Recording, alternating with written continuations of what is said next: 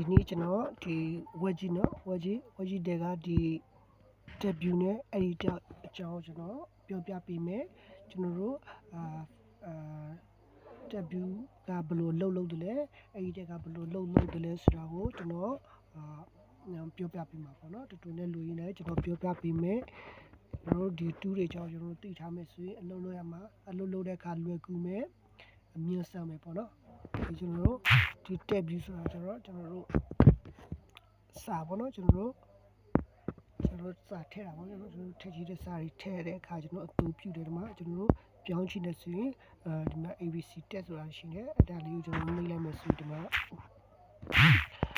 ဘယ်လိုလုပ်လဲဆိုရင်ဒီမှာ ABC test ဆိုတာကိုကျွန်တော်နှိပ်မယ်ဆိုရင်ဒီမှာကျွန်တော်တို့ကြိုက်တဲ့စာကျွန်တော်တို့ထည့်လို့ရတယ်ဟို UNG ရောင်းနေလေးလို့ကျွန်တော်ထည့်လိုက်မယ်နော်ကြိုက်တဲ့စာ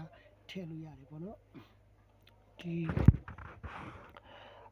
အောက်ဆုံးကဒီ2တွေကြောင့်ကျွန်တော်နောက်မှပဲကျွန်တော်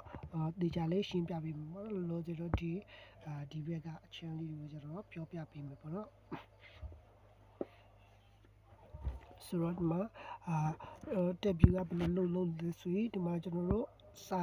စာထည့်ဖို့အတွက်စာထည့်တဲ့အခါလုပ်တယ်ပေါ့နော် debut ကဒီလိုမျိုးလုပ်တယ်နော်ကျွန်တော်တို့ဒီလိုပဲကျွန်တော်တို့လောတော့အလွယ်မှတ်ထားလိုက်ပေါ့နော်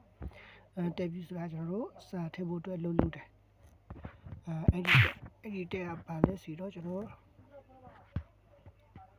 အဲ့ဒီကျွန်တော်တို့စာရီပါရိုက်ထည့်တဲ့အခါကျွန်တော်တို့အသုံးပြုတယ်ဘယ်နေရာမှာအသုံးပြုလဲကျွန်တော်တို့ဆက်ဘာမှာ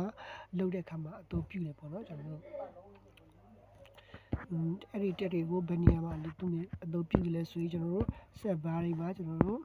ရှာဖွေတယ်ကျွန်တော်တို့ရှာဖွေရှိတဲ့ဟာတွေရှာဖွေတဲ့အခါမှာအသုံးပြုတယ်ပေါ့နော်ဥပမာဘယ်လိုမျိုးလဲဆိုကျွန်တော်ပြပေးမယ်